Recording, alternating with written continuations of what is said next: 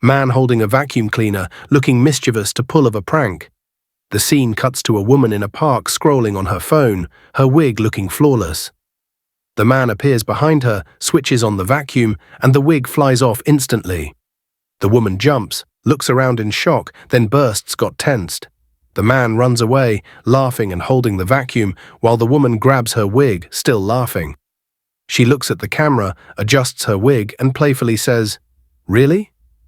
For more laughs, subscribe.